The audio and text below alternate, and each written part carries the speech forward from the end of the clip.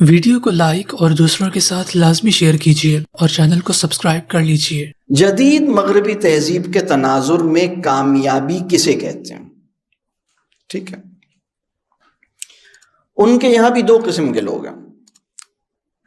ایک تو کامیاب وہ ہے جو کامیاب کون ہے؟ تو جس کے پاس مال زیادہ ہے۔ لیکن ان کے یہاں ایک اور طبقہ بھی پایا جاتا ہے، وہ کہتے ہیں کہ بھئی کامیاب وہ ہے جس نے معاشرے کو کچھ دیا ہے۔ یہ بھی ان کے یہاں ایک طبقہ پایا جاتا ہے۔ لیکن کامیابی کسے کہتے ہیں؟ تو کامیابی کو دو چیزوں سے گیج کیا جاتا ہے۔ کامیابی کہتے ہیں نتائج پیدا کرنے کو۔ مغرب کا تصور کامیابی کیا ہے؟ نتائج پیدا کیے۔ امپیکٹ سب سے بڑا لفظ ہے ان کے تصور کامیابی میں۔ امپیکٹ کیا ہوا اور اس کے ٹینجبل آؤٹ کمز کیا ہیں، اس کی نظر آ سکنے والی تبدیلی پیدا ہوئی یا نہیں ہوئی، اہداف حاصل ہوئے یا نہیں ہوئے، اسے کامیابی کہتے ہیں۔ ہماری ایمانی تناظر میں کامیابی کا یہ تصور نہیں ہے۔ ہماری ایمانی تناظر میں کامیابی کا تصور ہے اخلاص نیت اور جہد مسلسل آخری سانس تک۔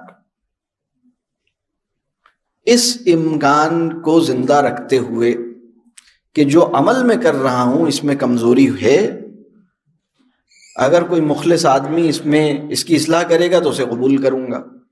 اپنے عمل کا جائزہ لیتے رہنے کی اسپرٹ کے ساتھ جہد مسلسل، اخلاص نیت۔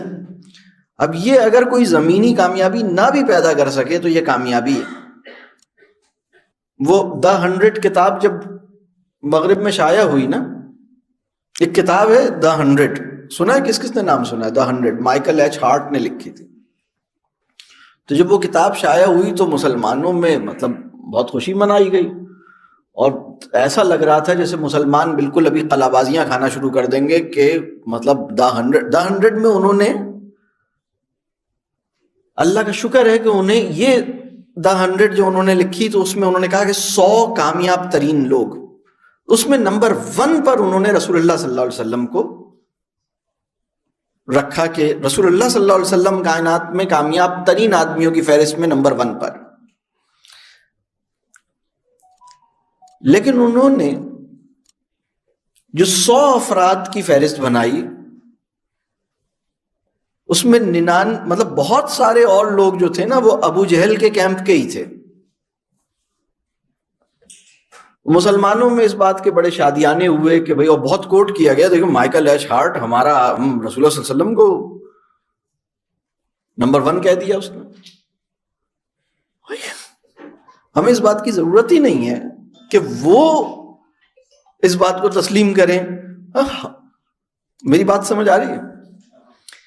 لیکن انہوں نے کیا کیا؟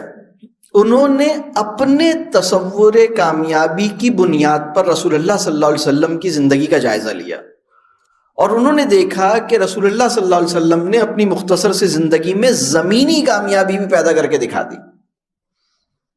یعنی وہ کامیابی جو مادی، عددی، زمینی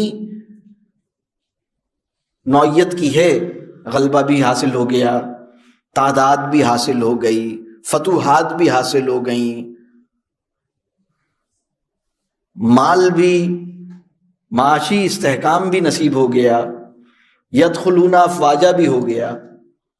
تو اب یعنی مغرب کے معیار کامیابی کے مطابق بھی چونکہ وہ کامیاب تھے، اس لیے مغرب ان کو پہلے نمبر پہ رکھتا ہے۔ لیکن اگر کوئی انسان ہمارے اسلام کے تصور کامیابی کے مطابق جائزہ لے گا تو پھر دوسرے نمبر پر بھی نبی کا ہی نام ہوگا، تیسرے نمبر پہ بھی نبی کا نام ہوگا، 100 کے 100 نمبروں پہ انبیاء اور صحابہ ہی کا نام ہوگا، کسی اور کا نام نہیں ہوگا۔ لیکن وہ آدمی جسے بیک وقت ابو جہل اور رسول اللہ صلی اللہ علیہ وسلم دونوں اچھے لگ رہے ہوں،